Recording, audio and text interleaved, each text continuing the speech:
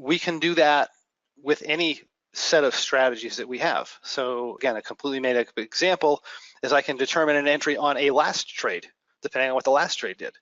So I have this campaign, I start out as an M3.4U. If I need to roll back, I can make the assumption that the market's been down a lot and it's probably going to bounce and have an extended up move. So I can roll back my M3.4U and go into a V32. It has to be rolled back. If the V32 gets outrun, and by outrun I mean we get to the point where there's just no time premium left in the position because the market went up too much, then I can make an assumption that the market's been up a lot lately and I can enter the next trade as a bearish butterfly.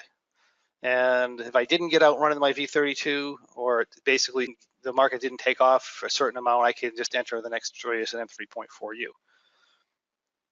So that would be an example of maybe a flow trade that we put together.